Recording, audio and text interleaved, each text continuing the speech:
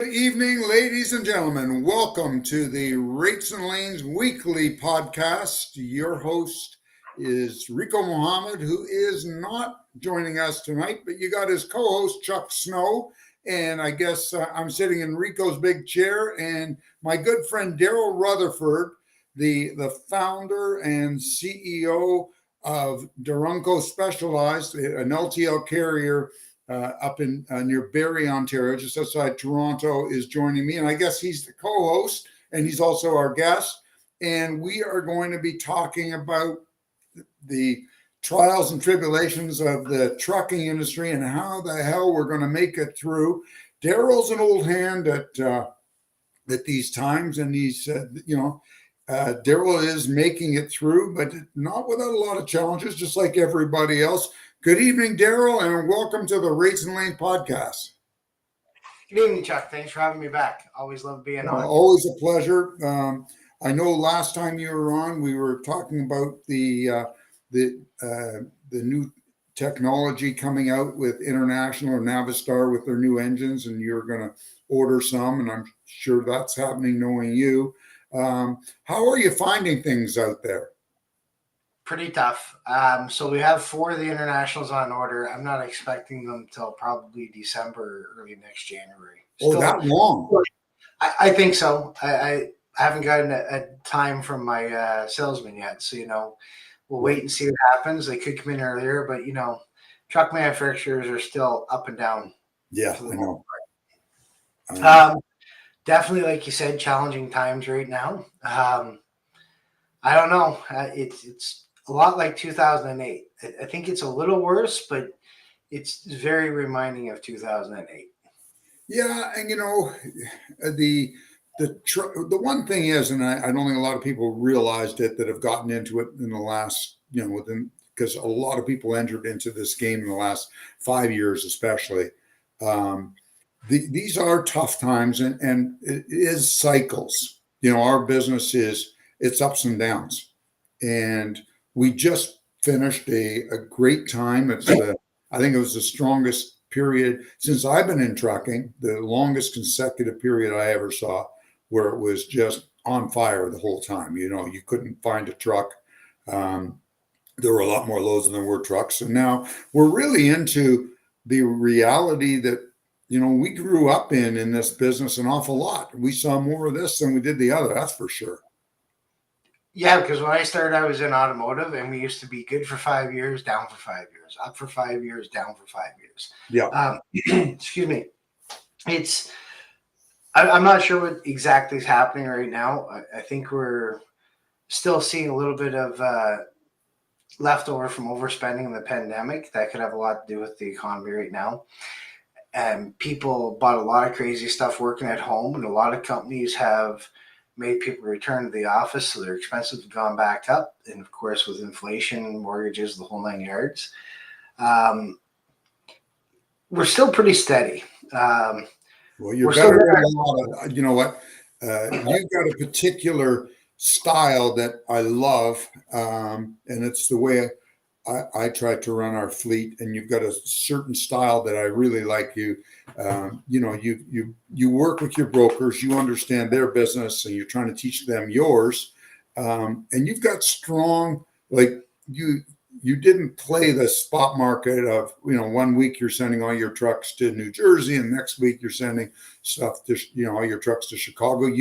You built a lane with less than, and it's not the traditional LTL carrier or an LTL freight. It's like of anything of 300 pounds. What's your minimum? 4 skids? Is that what you're doing now? No, I'll do 1 skid still. We're trying to move to more of a maximum of 4 skids, but I have my carriers that send 10 and 13. We're just trying to kind of move away from that. I like the 1 to 4. That's really what I want to be at, but I realize that the customers have built my business. I'm not going to say no. I'm not really trying to take on any new business with big shipments. Like, I still do full loads. One of my customers, I'm actually taking a full load of office chairs out to Redmond, Washington for Monday. I'm really trying to make it into the the FedEx, the Saia, the Old Dominion, the Polaris. That's where I want to take my company and possibly have other divisions on top of it. But I'm really working on being a true LTL carrier. Yeah. Well, you really, since I met you, which is probably what, about 7 years ago or so? Yeah, I would say that. We've talked on the phone a lot longer than that, years Yeah. and years ago, when I was dispatching. But yeah, it was actually over 8 years ago at the CMC, because I went to the CMC to purposely see if I had it. Took my wife along with me, took a couple friends. I went to the CMC to learn to see if I was normal, because all I do is talk trucks. I love trucks. And I found 500 like-minded people of me. And when I left the CMC, it was like, yeah, I'm doing this. I do have the skill set for it. Well, for ladies and gentlemen, a couple of things. First of all, a little bit of housekeeping here. First of all, you can ask any questions to Darryl or myself. Feel free. Also, please do us a favor. Press the like button for the show. We're trying to get some algorithms going that'll take us into another sphere with how this all works. The CMC that Darryl and I are talking about, Kevin Rutherford, God bless him. Some people like him, some people hate him, some people are lukewarm, but he's done a lot of good for this industry. And he used to hold a boot camp for truckers. That's where I actually met Kevin. He invited me to come down and speak and to mentor down in Kansas City when I met him. And it was I believe it stood for a certified motor contractor, if I'm not mistaken. Master contractor. Master contractor. And what it was a boot camp for truckers. And he had experts on telling you how to run various parts of a trucking business better, as well as if you brought your truck and your trailer down, he had people there that could, he had safety people. There's a guy named Dale Howard who actually worked with us for a little while. And Dale is a whiz. He spent time as a trucker, and he also spent time as a DOT inspector, and was a very successful owner operator. And Dale would check those trucks, him and his team, and guys were finding all sorts of things, brake stuck, chopped airlines, everything on really good trucks that were maintained. But they knew where to find them, and you'd spend 3 days there, 4 days there. I think it was maybe even longer. And you would learn all sorts of things about the industry. And that's where Darryl and I happened to meet, and we just kind of hit it off. And we've been really good friends ever since. And I helped Darryl to, when he had some questions on growth, I was able to answer. And you know what? He's grown to have a nice business. Does one thing and does it really well. He runs a certain lane, runs, the west from Ontario going into what areas do you service? British Columbia still, correct? We still service, we're actually starting to service Saskatchewan now. Saskatchewan, Alberta, BC, down into Seattle, North Dakota, Montana, Idaho, Washington. We just brought on, because of our change of our warehouse, we brought on Wyoming, Salt Lake City, Salt Lake City North into Boise, into Oregon. That's our now. Excuse me, are you running? So you're staying away. It sounds like you're staying away from Interstate 90, right? Or you're just going to 80 and 94? We still do 80 and 90.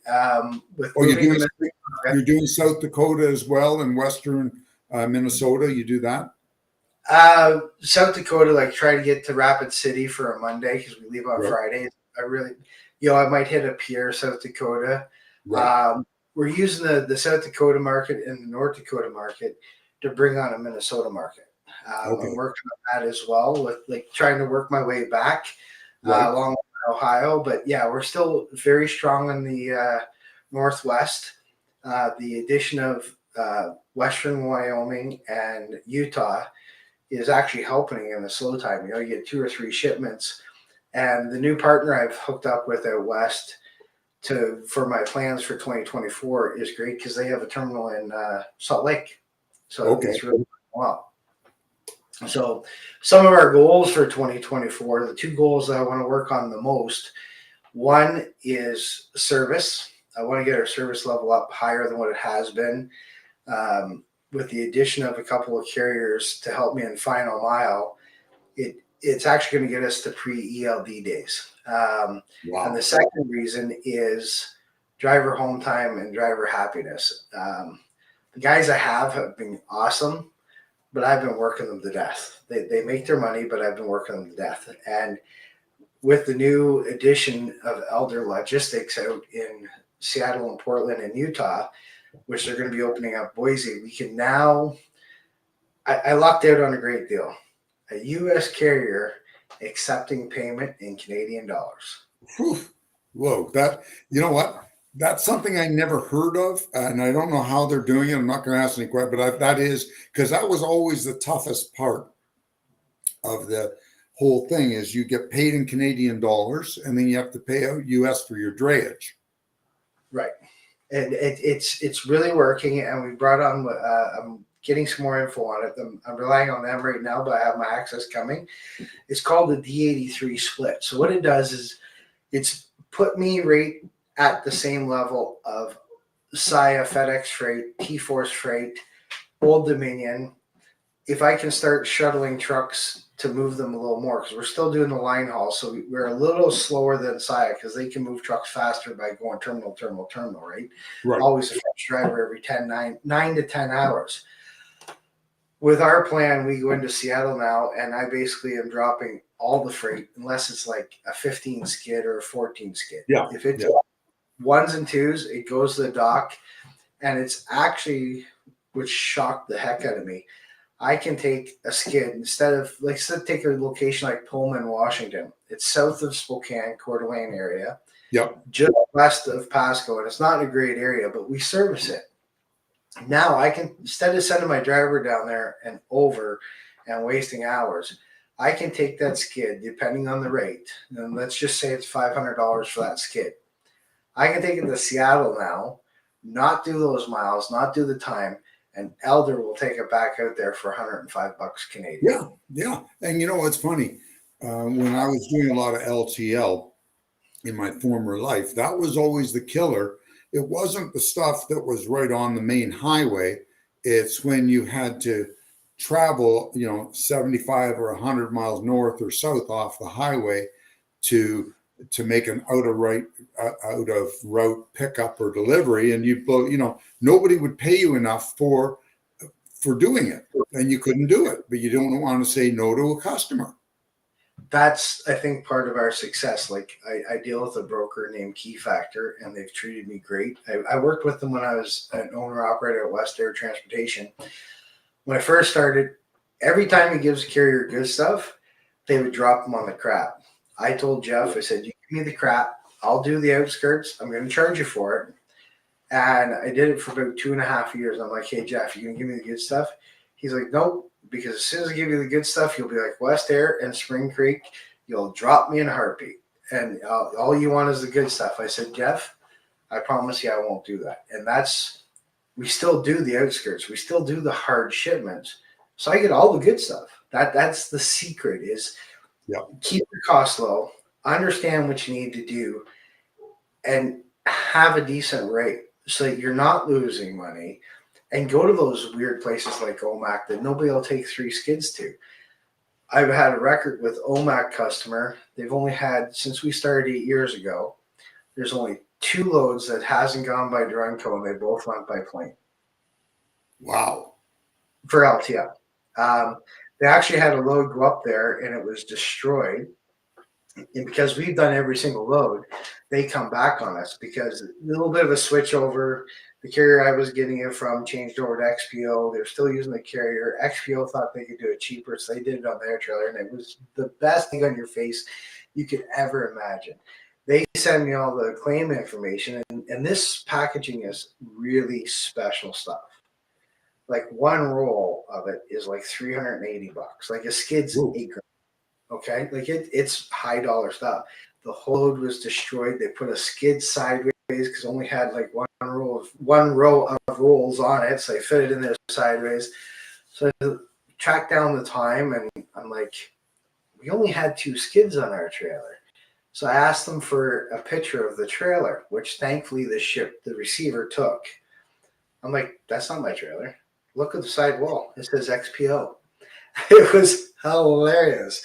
So, just one of those situations. They thought they could do it cheaper. They did a bunch of stuff. They didn't know the product. They didn't know the customer. Of course. That, Yeah. And if you've ever, Darryl, I don't know if you've ever been there, but if you've ever been on one of those LTL docks of one of those big carriers at 1 o'clock or 2 o'clock in the morning, the stuff that can go on where people are just, the guys are incentivized to get as much freight on usually they're running smaller trailers as a rule, like a 28-foot pup, and the guy, and I've been there myself where, you're loading a load somewhere and you've got one little skid and you break it down, you put it in you do whatever you can. I put freight in the bunk of my own truck because I stayed in a hotel because there was no room in the truck. We've all done stuff like that, but when you see how it works, and sometimes with some of the large LTL carriers, they don't give a damn. The guy on the dock or he's not experienced, and you'll have those things on top of the skid so that nobody puts anything on top, and people will put stuff on top anyways. I've gotten customers that way where an LTL carrier did that, messed up a shipment that was, it was special, and a customer called me and said, you know what, send your guy in. We got to talk because I'm not real happy with the people we're using. And you end up getting a customer over it if you don't do things like that. So it's kind of funny. I have a customer, and I won't say the name because, a lot of carriers go in there. Right. Man, he's a little difficult to deal with, but he's a good guy. But he doesn't care about claims because he said to us when we were talking to him, we don't care. The trucking company pays it. I said to him, you might pay me a little more. I know you don't pay for driver assist. I know you don't pay for, chain pullers. You pay dock to dock. That's how you think it works. Your customers don't have docks. They're all little storage units, little storefronts. They're always back of the trailer. I bought the equipment for my trucks, but his customers keep telling him, if you don't send it by Durango, don't send it because FedEx, UPS, they damage it. When we show up, we don't damage it because if I'm going to stack something, I take the pride in it. I'm not worried about paying a claim. If I've done something, I'll pay it. Well, of course. What I'm trying to do, picture yourself as a shipper with 100,000 customers, and they've got 10,000 customers each. If I damage freight, I just hurt your business. Yes, you're going to get paid for it. You're going to make it again, get paid for it. You're getting a profit. But what I've done is I've taken your big corporation, I've jeopardized it because your small supplier who has 10 customers now can't get his product and can't. He said he could do. Yep. So when we haul freight, even though we're loading and we're crazy and it is a nightmare, we got 3 forklifts going now to load freight. And always emphasize no damage because the customer we're delivering on is a business in a small town, especially in Montana. Yeah. And if he doesn't get this freight, he can't work next week. He's trying to schedule out jobs, and he's got salesmen out there selling these units, and they have to install them. Every time I damage freight, I hurt that guy. That's how far my level of care goes. My client doesn't care because I'm going to pay for it. He'll just make more product and ship it. We're trying to get him to understand that Durango cares, and you shouldn't be using carriers that destroy your freight because they're actually destroying your business. Because eventually, the supplier is going to get fed up, and they're going to go somewhere else. Well, yeah, that's what happens. They're buying a load of widgets or whatever it is. They're buying that product, and they need that product brought to them so they can continue their operation. It's no good to them if it's crushed and they can't use it. What good is it? So you haven't done your job. You've screwed them up. You've screwed their customer up right down the line. I get it. And I think that's one of the things we share is that understanding that the buck stops here, number one. Number two, we look down the road. And I think it comes from being on the road, that mentality, because if you're just looking over the hood, you're going to have a crash. You better be looking down the road, because there may be, there may be a car coming out of a side street or another truck coming out of a truck stop that if you're just looking over the hood, you're not going to see it. And it's part of the vision, I think, and it becomes a vision of your company. And It does. obviously you've been successful, and that's how you're surviving these tough times. Well, yeah, because like I try to explain to the new drivers, you can have whatever attitude you want. You can show up dirty, smelly, grumpy, not wanting to be there. You pick the job. But what's going to happen is the next time you pull up, people are like, oh, frig, he's here again. My goal is when a Drunko truck pulls and they're like, oh, Drunko's here. I wonder who's driving today. Is it going to be Grant? Is it going to be Jeff? Is it going to be John? And for the most part, that's what's happening, because I try to instill it and I try to talk to people with respect about it. And I don't treat a driver like he's nothing. He is important to me. I'm trying to do the best I can. Unfortunately, I don't have billions of dollars behind me. I'm not a bison. Someday, pray maybe. But You will. You know what? All these companies, I will remind you, and I will remind our listeners, all of these companies, these mega companies, and I'll say Bison's name. They're a great carrier. They keep winning Carrier of the Year awards all over the damn place because they're good. JB Hunt, Schneider, Werner, all of them started with one man driving a truck.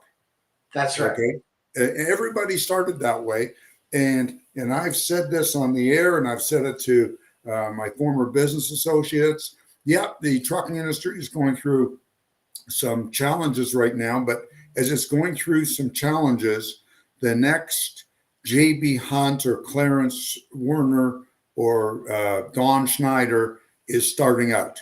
Right now, he's buying a truck from a used truck lot somewhere in, could be in Saskatoon or Podunk, Iowa. But he or she is starting out with one truck. And you know what?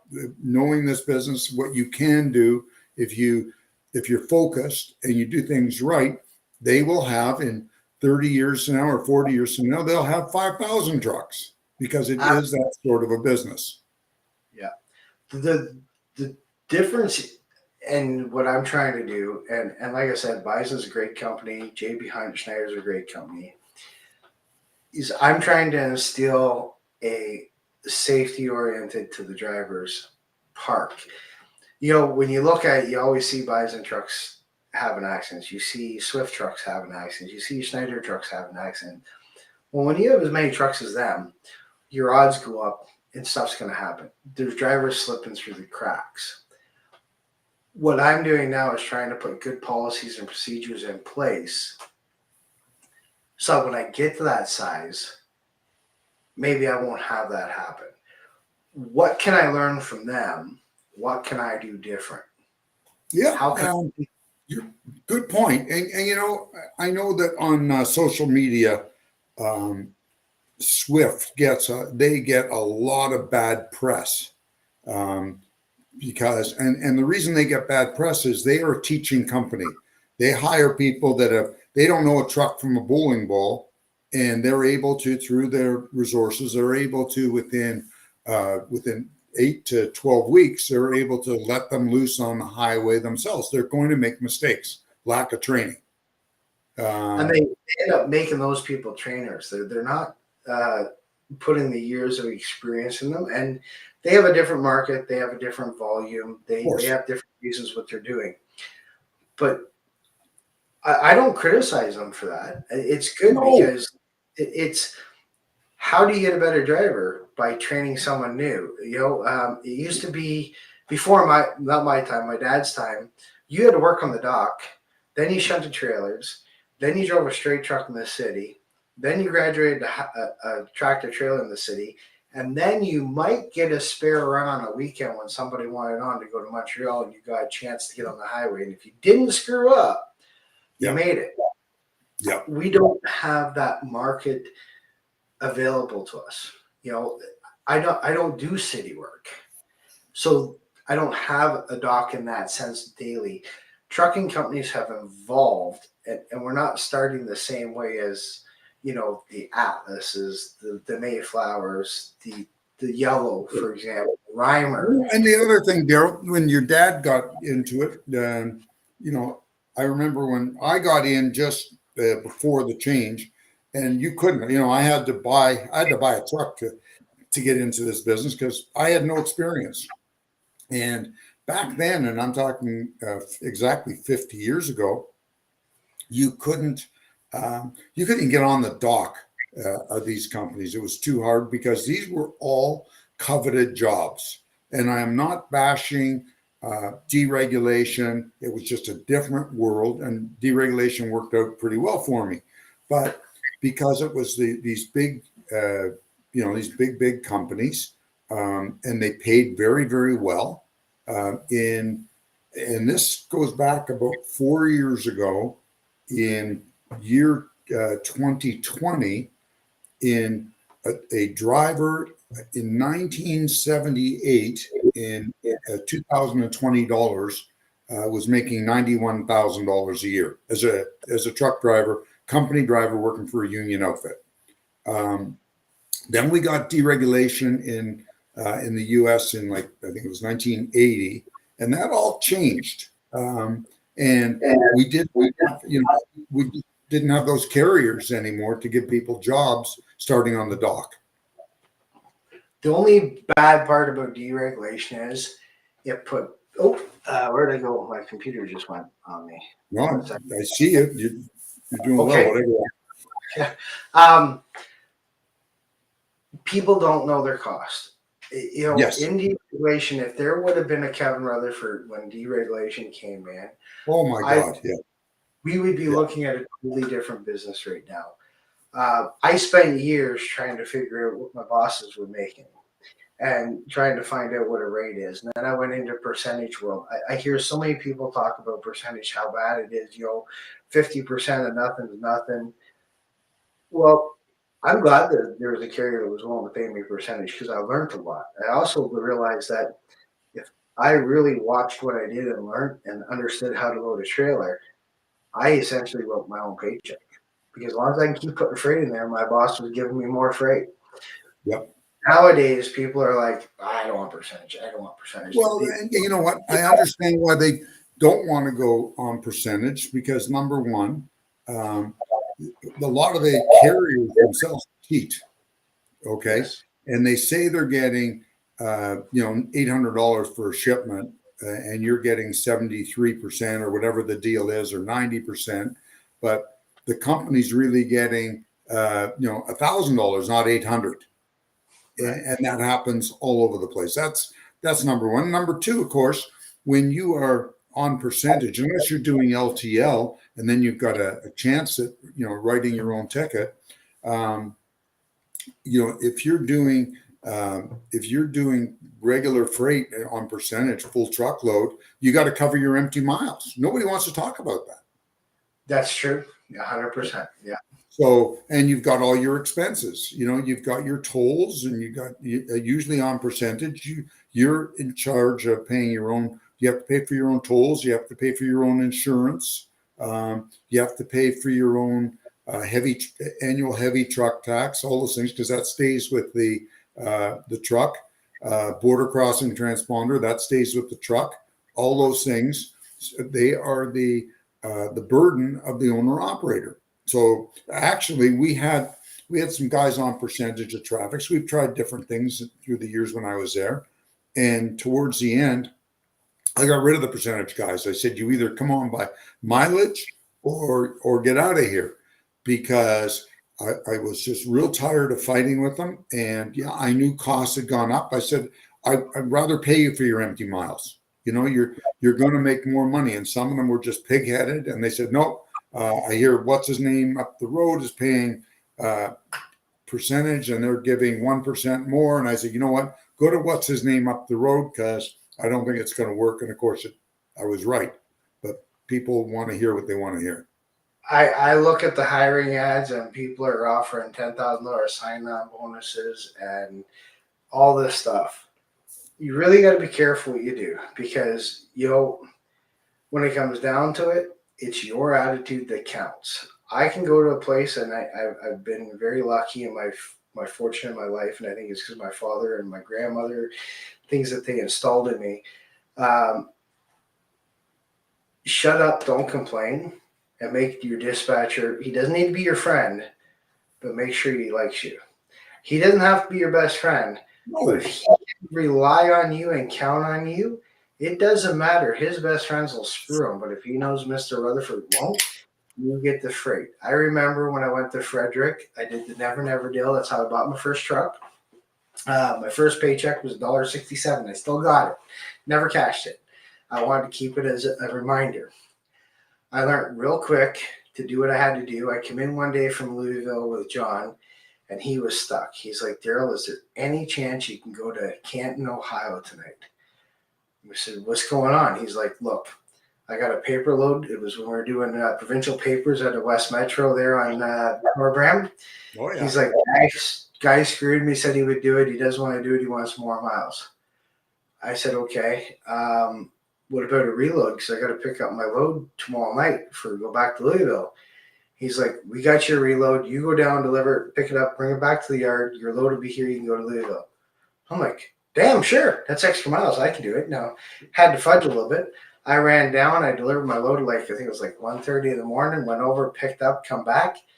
Next time I come up from Louisville, he's like, you had a chance to do Canton for me? Yep, put it on, and away I went. Now, that was different days. We had ways to play the game with the logbook. I know. I lived those days. But what had happened is they knew they could count on me. I remember coming back from one trip down New Jersey back. I was on a dedicated run for Pennzoil. Right. And their city truck decided to just quit on them. And Ford was moving the plant. They wanted one driver to go from Oakville to Dundas Corners and move the whole plant in one shot. They didn't want any other truck. They wanted one guy, gate pass, you knew what you're doing. Here was the trailers we want you to take. Go. I spent about 4 days straight putting trailers into the Frederick's yard. And John looked at me and said, well, you did it. You helped me out. Thanks. You can move as many as you want to Louisville. They're all yours. Keep running as much as you want. That's when I started to realize I don't want to be his friend. We were friends in the business sense, but I was reliable. When I wanted time off, I'd say, hey, no, I need time off. But I was always willing to do it. Even at West Air, we'd be in Tacoma. It's about 47, 48 miles to Everett. Right. Barry would get one skid. And he's like, it's got to get off the dock now because there's 3 brokers getting it. If you don't get it off the dock by 4, the next guy's getting it. And the next guy. Exactly. So no problem. Did I want to drive 43 miles for $300 at the time? No. Just shut my mouth. Yep, no problem. Up and got the skid. No sooner would I get there, Buffalo Indoors would have 2 skids in Tacoma. Barry's like, man, I'm not doing this on purpose. I said, don't worry about it. Freight's freight. Just let me do it. I get down to Tacoma. I got another skid in Everett. Pick it up tomorrow. It's too late. You won't make it today. No problem. Then I get a Bothell and a Redmond. But I go back and forth, back and forth, back and forth. Another broker who's complaining about his revenue would say, well, it's only one skid. Let's see if we wait till later and see if we get another one. And then, 2 o'clock in the afternoon, he'd be like, well, I'll go tomorrow. Then it would piss the customer off and Barry would hear about it. And it was just, as soon as the guy said, well, we'll get it later, my phone ring, go get the skid. No problem. Gone. I had a fax machine in my truck, a big printer, worked through the cellular. When they first come out, it was pretty funny. But because I had the fax machine, Barry didn't have to spell out all the words and tell me to write it down. He'd just fax it. All of a sudden I get an email, print my fax. Oh, I guess I'm going to Everett. Go up to Everett, pick up the load. All these things were teaching me about relationships. I wasn't being his best buddy, but I was someone they could rely on. Yeah. It's funny you say that. In the last 15, 20 years, big business has worked really, really hard at taking the relationship out of business. um, and they just want everything. My computer's going to talk to your computer, and we're going to just download the freight, and then away you go. But it's funny, whenever things would screw up, somehow, somewhere along the way, it was always a relationship that saved the day. Absolutely. But people, your graduates from business school aren't taught. They're just taught about results. Get results. I always say that, a lot of the younger executives, and I'm talking about the guys, 45, 50 and down and younger, they understand money better than anybody else I've ever met. Okay. But a lot of them don't understand value. Exactly. It doesn't know how much money you spend. If there's no value, it's not worth spending it. And it doesn't matter how much you save if you don't get what you need for your customer. You didn't. I don't care if you got a shipment to, you got a shipment out from Ontario, Canada to, to Seattle. If you got a carrier to do it for $4,000, but he never delivers, what good is it? Yep. Or he double brokers, does it for 4,000 and sells it for 35, and then they sell it for 3, and the guy goes out of business, and the hassles. Actually, but really, you know what? I've watched double brokerage for my God, since the late 70s, and how it works is they'll take the load for 4 from the broker or from the customer, and then they'll offer it to another guy for 7,000. Yeah. But they never pay the 7,000, so they make $4,000 profit because they abscond with the $4,000. And that's a huge problem in the industry now. The U.S. I know next week a friend of mine who's been on the show, actually 2 friends of mine that have both been on the show dozens of times. Hank Seaton and Tommy Rook are both going to be speaking at MATS, the Mid-America Truck Show in Louisville, which starts a week Thursday. About one of the things they will be talking about is broker fraud and all the fraud in this business, and what we can do to if we can't stop it, at least curtail it, because it's an epidemic right now. Well, yeah, I see different emails, and I'm like, I don't know. I think I'm lucky, but I think I've done the right thing. Where brokers want pictures of the side of the truck and the license plate and the driver's license because they've been scammed like that. They wanted to see, and the shipper comes out and takes a picture of your truck. I've never ran into that. I did run into, I've got to tell you, I have run into a few times through the years, and not often enough, where you go into a gate and the guard at the gate wants your ID. And I was fine with that. I like that because they're, they're protecting me. They're protecting our company. They're protecting everybody. They're doing what they should be doing rather than sleeping at the gate, waving everybody through. And I got to tell you, this has happened a couple times to us when I was running traffics, and it happened in Florida. Oddly enough, South Florida in the summer. And I know how it happened, but it always worked out. Luckily, we would send a truck in to make a pickup somewhere around Miami, Lauderdale, somewhere in that neck of the woods.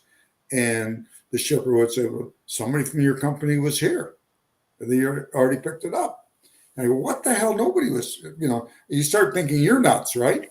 And you go, no, this is the one for, ABC Plastics in Toronto. Yeah, the driver was here this morning. And you call up your customer, ABC Plastics, and you go, who did you send in? You. We only called you. Are you sure? Yeah, of course we were sure. Well, somebody picked up that shipment. We just went in to get it. Lo and behold, what happened both times, both shipments got delivered. But what had happened was a driver was empty in Florida in the middle of summer. And the dispatcher said, sorry, Ted, I don't have anything for you yet. Give me 15 minutes. And Ted says, well, I've picked up at this place just up the road before. let me go and check it out.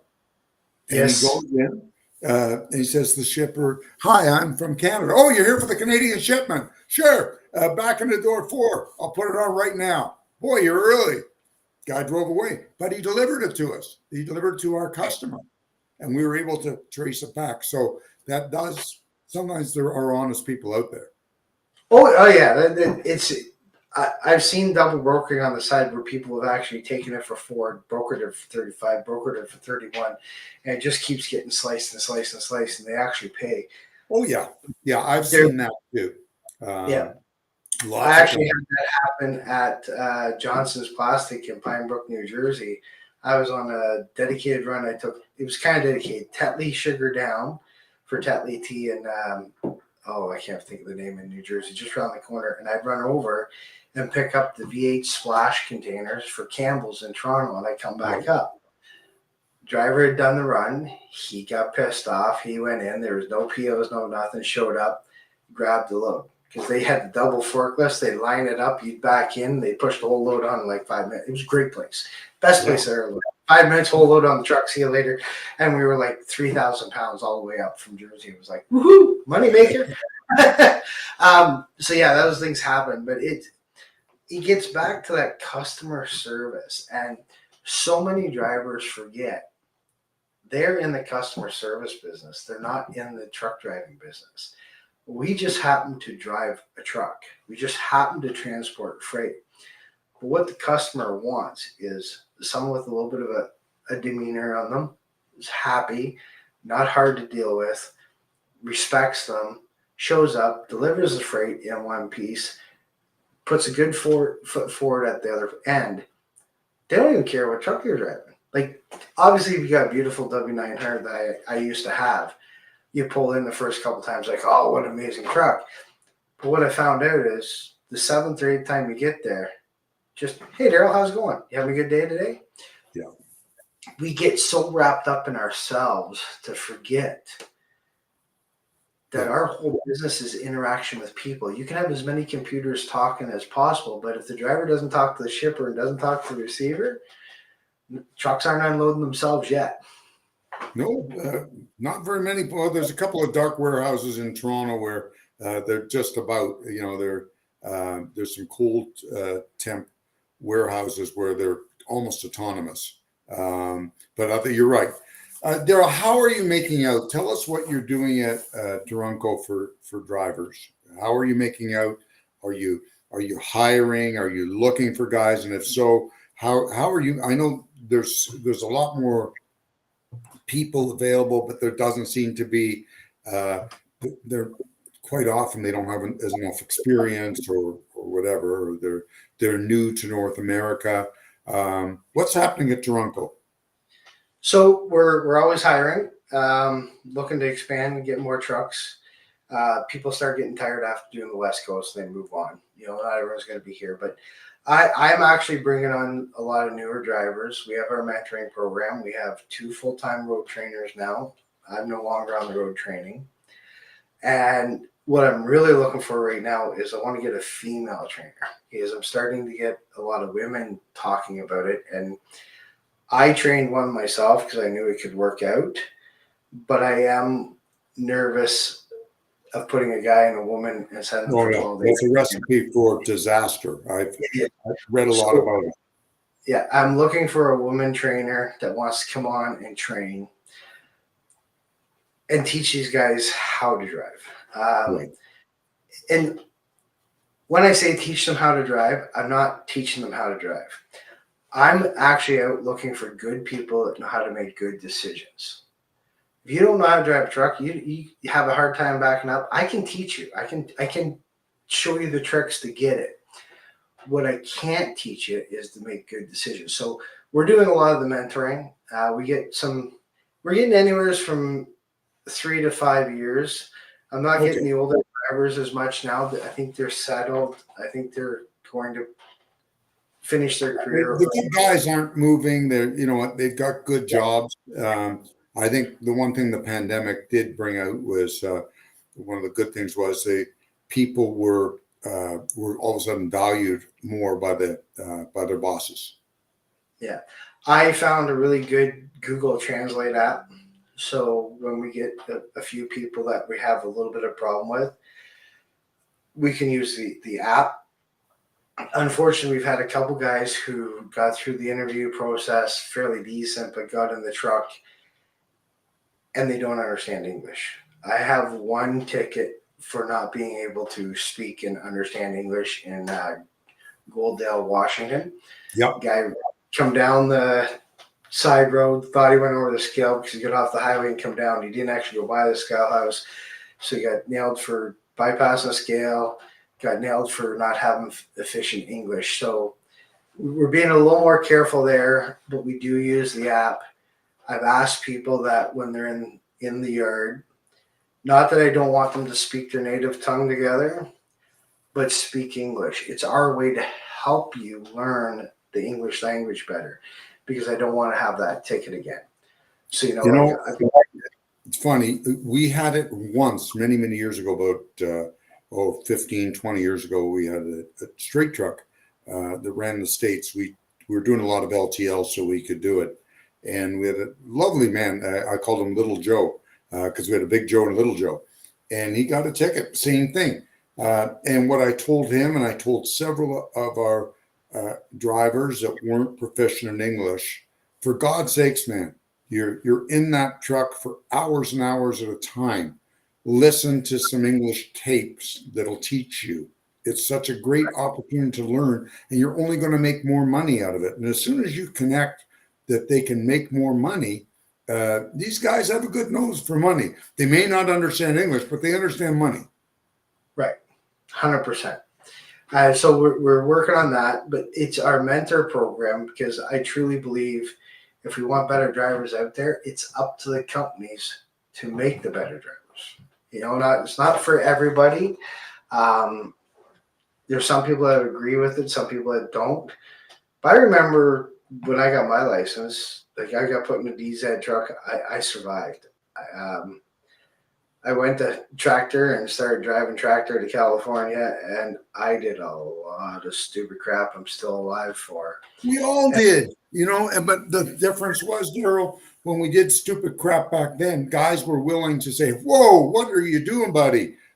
Here, do this. Where today everybody pulls out their damn phone and they're taking videos of you screwing up, trying to get into a dock or whatever, or sideswiping a car, all the stupid stuff that a rookie does. Right. There were old guys that were more than willing to help you and say, here, cut it this way. And if you're really getting frustrated, they could see it and they go, you want me to put it in for you? And sometimes if you're having a bad day, yeah, would you mind? No ego here. Sure, thank you. Save me a clutch and a nervous breakdown. So, yeah. It's so with as far as drivers, are you getting people with 3 years experience, or are you getting people with less and you're training them up, or what are you doing there? I'm getting a lot of people with right out of school. I'm taking them right out of school. They've got basically their MEL certificate, which equals 1 year. And we put them through a 6-week in cab with a certified driver, certified trainer, where they do the driving. For a couple hours a day, the trainer takes over and says, okay, I was talking about this. This is how you do it. This is what you do. And when the 11 hours is up, they both go to bed. Okay. They do the driving. They do the unloading. They learn how to use load bars. They learn how to load a trailer. They learn how to fuel a truck. They learn about the showers. They learn about how to pack on the road, trip planning. We don't allow GPS. We have GPS in the truck that will tell you how long to your next turn, the elevation, your speed, but no map, no pretty truck to look at. We make them read the map. We've had some problems with that. Guys refuse to read the map and just tell the trainer, sit in the truck, have a coffee, and look at them and say, you can't tell me what roads we're going on. Breaking up a little bit there. Yeah. GPS is a great tool if someone teaches you how to use it. Too many guys drive down the road just looking at the truck and, there's my turn and turn. Yep. Nobody thinks, for the way I learned was I would know 3 exits before the exit I need. 3 street. Hey, that's my street. I need to be in the right lane. Get over, 2, 1, turn. Now it's like, oh, I got to turn. And next thing you know, they roll the truck because they're going too fast. Can I ask you something? When you started driving, did an old guy say to you, have a little book and write down directions for every place you go to? Yes, sir. Me too. 100%. And Yeah. that way you could share it with somebody else, or you knew if you went back there, 2 months later, you look in your book. I know I was in Howell, New Jersey at that place, and okay, turn, left off, take this exit off Route 46 or whatever it is, and away you go.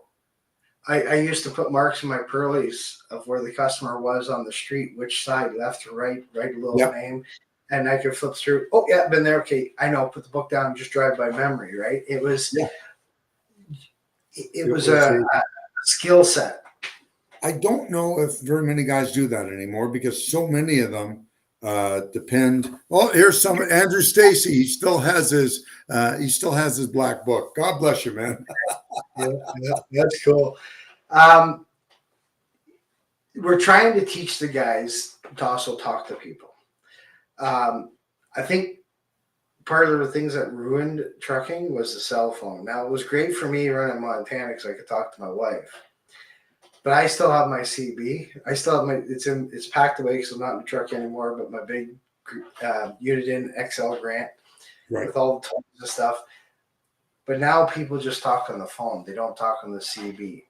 So you're only talking. Most trucks don't even have CBs, and which is ridiculous because sometimes they'll save your life. They will, but see, now you're confining yourself to your circle. You're not expanding. What I loved about trucking was I got to meet all these people from different places, and I got to know their trucks. My wife's like, "How do you know that truck coming on the hill?" Well, I ran with him down to Tennessee, and we ran for like 15 hours. And you remember the truck, and you'd see it. They wouldn't see it because you're a driver. You'd be on the phone talking or on the CB talking. Next thing you know, you'd pass, and then okay, that's cool. And then you might see a guy somewhere in a truck stop, and you'd shoot the shit, or you'd be in the truck stop, and you'd be like, different things would be going on, and guys would be joking around with their pink panties and stuff like that, and you'd be playing. I even got to play in CB tag at one time. It got you out from dealing with the people you grew up with and your friends. So now you got all these different friends. I got friends in Florida and stuff. The new drivers are missing that so much by not talking on the radio.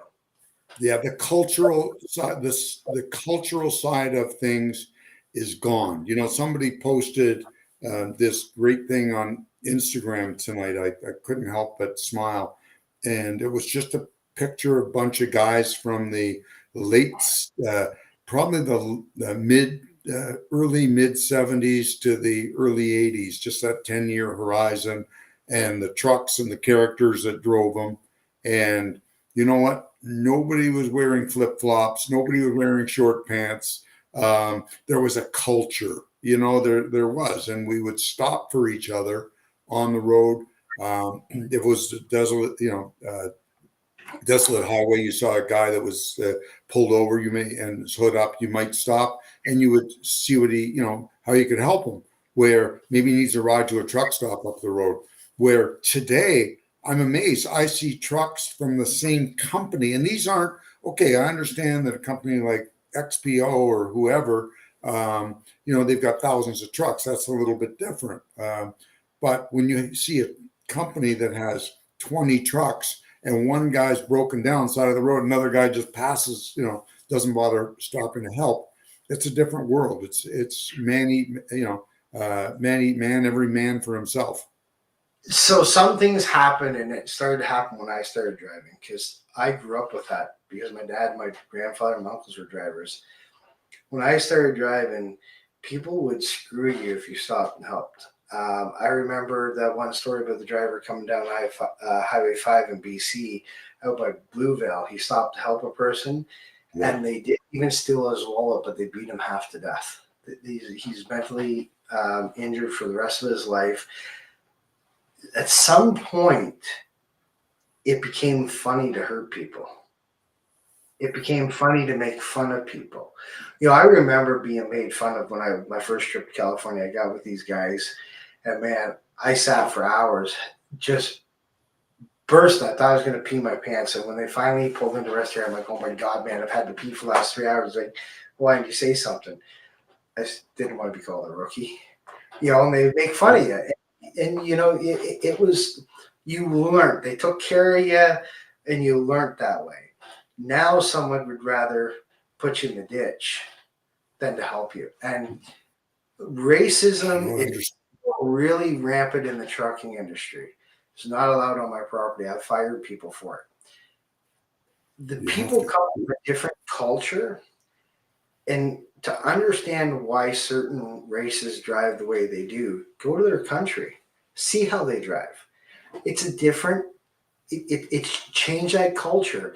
When someone does something wrong, they yell and scream and threaten to kick the hell out of them instead of saying, hey, dude, do you realize by what you did, you could have killed you could have killed us, you could have killed a family coming around the corner. Instead of being mad, sit there and talk with the authority, but explain what they did. Explain why they did it, because they don't think like we think. You and I are very older style truck drivers. They just want to get down the road. You're in the way. In their country, they just pass. Yep. By teaching this stuff and being kind, next thing you know, they're talking to you. I got people who, one of our drivers, a young gentleman, he's 27, Baj, he's a super great guy. With Jeff, Jeff Thorpe, he's one of my trainers, put him through the course. And they have a certain culture about keeping their feet clean. He was washing his feet in the sink, and some American went off on him. Jeff stood up and went right into him and told him to back off. If you and I were washing our face and shaving in the sink because we couldn't afford a shower and didn't have a shower, the guy wouldn't have said a word. But because he's from India and he was washing his feet in the sink, the guy just went off on him. And that's a serious problem. It's all over. Darryl, I'm looking at the time, and we've got 3 minutes left. So I want you to tell the listeners, I think you're fascinating, and you have great information for our listeners. I would love for you to just share how people can get hold of you. Maybe somebody's looking for a job. Maybe it's a broker, a customer looking for good carriers. So if you could tell people where they get hold of you, we'd appreciate it. And we're going to have to wrap it up in about 2 minutes here. No problem. Yeah, you can reach out and get me on email at Darryl, Darryl, at DaruncoSpecialized.com, or give me a call, 705-214-9659. Even if you want help starting your own business and get into this kind of world, give me a call. I'm always willing to talk. I love talking trucks. Darryl, you're always so generous with your experiences and what you go through. You don't hide anything. And we really appreciate you joining us tonight. It's the middle of March almost, and we haven't had you on, I don't think, since December. So we keep saying we got to bring Darryl on more often because it's great down home wisdom from a guy that's done it all. You grew up in a truck, and it's great. You're old school, although you're a young guy. Absolutely. I love being on. I try to get the show as much as I can, watch it the odd time, but life's busy. It's things are good. Oh, I know. Listen, I'm not even working anymore, and I'm busy. I don't know where the days go, but we're busy doing stuff. Ladies and gentlemen, I'm Chuck Snow, tonight's host. I'm the co-host of Rates and Lanes. If I can help any of our listeners, please don't hesitate. Reach out to me on email. Put your phone number on. My email address is chucksnow280@outlook.com. Next week, I will be traveling, and I think we're going to do a show, and I'd like to do it on Matt's. I'm heading down to the Mid-America Truck Show next week, a long way through Florida. And I'd like to talk about that, maybe get somebody from Matt's to join us. So with this, I'm going to ask our listener, first of all, thank them all for joining us tonight. And as Rico says, keep it between the mustard and the mayonnaise. and we'll catch you next week. Thank you so much, everybody, for giving us this hour of your time and joining us. Everybody out there, be safe, be profitable, and like I always say, catch you on the flip-flop. Good night. Good night, everybody. God bless.